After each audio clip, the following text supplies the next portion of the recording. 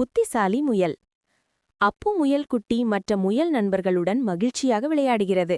அப்பு திடீரென தனது புதிய பொம்மையை மறந்துவிட்டதால் விளையாட்டை பாதையில் நிறுத்தி தனியாக தேடி செல்கிறது.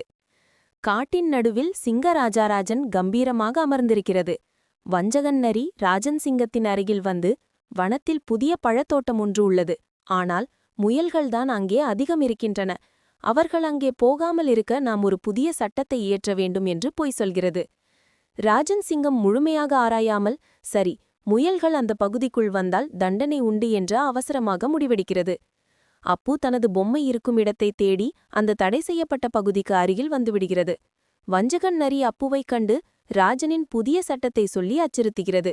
நீ தடை செய்யப்பட்ட பகுதிக்குள் வந்தால் சிங்கம் உன்னை பிடித்துவிடும் என்று பயமுறுத்துகிறது. அப்பு பயப்படுகிறது, ஆனால் தனது புத்தியை பயன்படுத்துகிறது. நரிமாமா, நான் உள்ளே போகவில்லை, என் பொம்மை மட்டும்தான் தவறி உள்ளே விழுந்துவிட்டது, அதை எடுத்துவிட்டு உடனே வந்து விடுகிறேன் என்று கெஞ்சுகிறது. அப்பு நரியிடம், எனக்கு ஒரு ஐடியா, சிங்கத்திடம் நான் தனியாக பேச வேண்டும், அதுதான் எனக்கு அந்த பொம்மையை திருப்பிக் கொடுக்க வேண்டும் என்று சவால் விடுவது போல சொல்கிறது. இதை நரி ராஜன் சிங்கத்திடம் வேகமாக சொல்கிறது.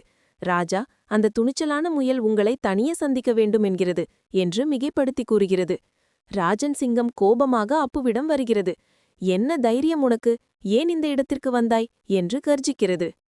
அப்பு பயப்படாமல் கனிவான குரலில், மன்னிக்கவும் ராஜாவே, என் பொம்மை தவறி உள்ளே வந்துவிட்டது. என்னைப் போல பல சிறு முயல்களுக்கு இந்த தடைப்பகுதி எங்கிருந்து தொடங்குகிறது என்று தெரியவில்லை. தயவு செய்து ஒரு பெரிய எச்சரிக்கை பலகையை வைத்தால் யாரும் தவறு செய்ய மாட்டார்களே என்று மரியாதையுடன் கோரிக்கை விடுகிறது. ராஜன் சிங்கம் அப்புவின் பேச்சிலிருந்த உண்மையை உணர்கிறது. தான் முழுமையாக ஆராயாமல் அவசரமாக முடிவெடுத்ததை நினைத்து வருந்துகிறது. நீ மிகவும் புத்திசாலி அப்பு, உன் பொம்மையை எடுத்துக்கொள். நீ சொன்னது சரிதான். எல்லையோரங்களில் பெரிய பலகைகள் வைக்க சொல்கிறேன். இனி நீ பயமின்றி விளையாடலாம் என்று ராஜன் சிங்கம் மகிழ்ச்சியுடன் கூறுகிறது. வஞ்சகண்ணரி தலை குனிந்து அங்கிருந்து ஓடிவிடுகிறது. அப்பு ராஜன் சிங்கத்திற்கு நன்றி சொல்லி தனது பொம்மையுடன்